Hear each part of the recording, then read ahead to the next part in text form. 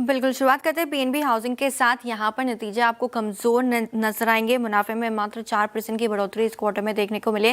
Net interest income की भी बात करें तो मात्र 7.5% की ग्रोथ इस क्वार्टर में आती हुई नजर आई है। लेकिन अगर इंटरनल्स देखें तो वो और भी कमज़ोर आपको नजर आएंगे। एसेट क्वालिटी इस क्वार्टर में खराब होकर आती हुई नजर आई है, यानी कि ग्रॉस एनपीए और नेट एनपीए में बढ़ोतरी देखने को मिली है। सिक्वेंशियल बेसिस पर नेट इंटरेस्ट मार्जिन की भी बात करें तो यहाँ पर 16 क्वार्टर के निचले स्तरों पे ये आंकड़ा देखने को मिला। 3.5% के आसपास इस क्वार्टर में आते हुए दिखा है, जो कि पिछले क्वार्टर में 3.69% के आसपास था। स्प्रेड्स की बात करें तो 8 क्वार्टर के निचले स्तरों पे ये आंकड़ा नजर आ रहा है 2.12% के आसपास। और बिजनेस मोमेंटम भी थोड़ा कमजोर आपको दिखेगा। डिसबर्समेंट्स इस क्वार्टर में 35% की कमजोरी। सिक्वेंशियल बेसिस में एयूएम की ग्रोथ में मात्र 3% की बढ़ोतरी आपको नजर आएगी सिक्वेंशियल आधार पर, यानी कि पिछले क्वार्टर से कंपैरिजन में। तो नंबर्स कमजोर हैं पीएनबी हाउसिंग फाइनेंस के।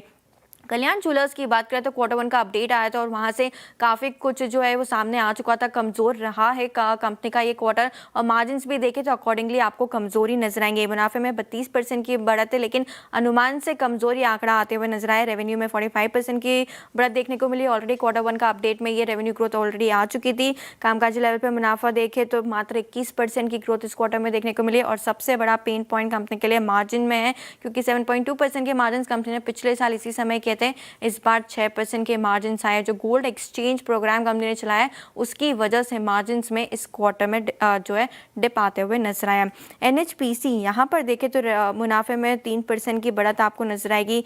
रेवेन्यूज भी ऑलमोस्ट 18.5% की ग्रोथ इस क्वार्टर में देखने को मिल रही है। कामकाजी लेवल पे मुनाफा देखें तो 31% की स्ट्रॉन्ग ग्रोथ देखने को मिली है। और मार्जिन भी देखें तो ऑलमोस्ट 500 बेसिस पॉइंट से सुधर के 62% के मार्जिन इस क्वार्टर में आते हुए नजर आए। तो अच्छे नंबर्स एनएचपीसी की तरफ से।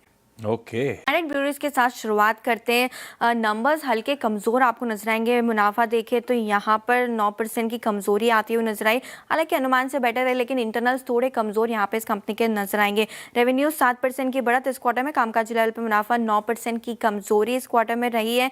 9% के आसपास के मार्जिन इस समय आते हुए नजर आए। अब वॉल्यूम ग्रोथ की बात करें तो एस्टिमेट 5 to 8% की वॉल्यूम ग्रोथ का था, उसी अकॉर्डिंग जो है 8% के आसपास वॉल्यूम ग्रोथ आती हुई दिखी। लेकिन प्रीमियम सेगमेंट का जो वॉल्यूम ग्रोथ है वो निराशाजनक यहाँ पर आते हुए नजर आया। 12 से 13% का अनुमान लेके चल रहे थे ग्रोथ का, जो कि सिर्फ 7% के आसपास आते हुए नजर आए। तो इतने अच्छे नंबर्स यूबीएल की तरफ से नहीं इस क्वार्टर में देखने को मिले। कैस्ट्रॉल इंडिया मुनाफा देखे तो यहाँ पर अच्छी खासी ग्रोथ आती हुई नजर आई है। 43% की ग्रोथ आप देख सकते हैं। रेवेन्यूज में देखे तो 25% की बढ़त है। कामकाजी लेवल पे मुनाफा पर 40% से ज्यादा की ग्रोथ इस क्वार्टर में रही है। और इनफैक्ट मार्जिन भी देखे तो 28% से इंप्रूव होकर 32% के आसपास इस क्वार्टर में आते हुए नजर आए। भारतीय एक्साकॉम इंटरेस्टिंगली काफी स्ट्रॉन्ग क्वार्टर इस कंपनी के लिए भी है। 23% की मुनाफे में ग्रोथ इस क्वार्टर में। रेवेन्यूज में ऑलमोस्ट 11% की ग्रोथ देखने को मिली। कामकाजी लेवल पे मुनाफा देखे तो 14% की ग्रोथ आती हुई दिखी है। मार्जिन में 100 बेसिस पॉइंट का इंप्रूवमेंट है। और इनफैक्ट जो आरपूस है वो भी 6 क्वार्टर के ऊपरी स्तर पर आते हुए नजर आए हैं। दीपक नाइट्राइट भी एक स्टॉक है जहां पे फोकस कर सकते हैं। रेवेन्यू में 36% की बढ़त है। मुनाफा 112 करोड़ से सुधर के 345 करोड़ इस क्वार्टर में आते हुए नजर आया।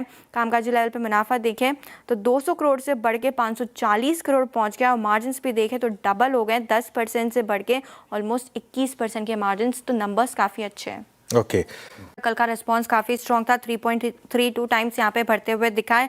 गवर्नमेंट जो है एंटायर ग्रीशू ऑप्शन 4.5% का जो एडिशनल ग्रीशू ऑप्शन में था उसे अब इस्तेमाल करते हुए नजर आएगी। इसके अलावा काफी कुछ लार्ज ट्रेड में कल हमने देखा था। पेटीएम ब्लॉक डील हुई थी 2000 करोड़ के आसपास की। जो बायर्स की लिस्ट है वो काफी इंटरेस्टिंग है और काफी स्ट्रॉन्ग नाम आपको यहाँ पे नजर आएंगे, जैसे कि Axis mutual fund, ICICI Pru Life जैसे नाम आपको इस लिस्ट में शामिल होते हुए दिखेंगे। मीशो कल यहाँ पर भी ब्लॉक डील हुई थी ऑलमोस्ट 1900 करोड़ के आसपास की।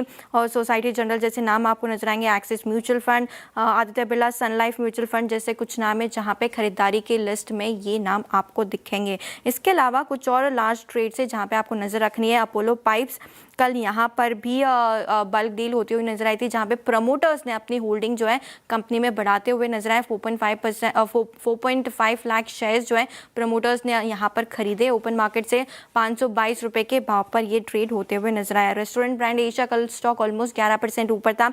पीएनबी पारिबस फाइनेंशियल मार्केट की तरफ से खरीदारी देखने को मिली। 81 रुपीज के भाव पर ऑलमोस्ट 38 लाख शेयर्स यहाँ पे खरीदे गए। और लास्ट में पूनावाला फिनकॉर्प, यहाँ पर भी जो कल बल्क डील हुई थी उसके के बायर्स में आपको Morgan Stanley, Sundaram mutual fund और हीलियोस म्यूचुअल फंड जैसे नाम नजर आएंगे। ऑलराइट, चलिए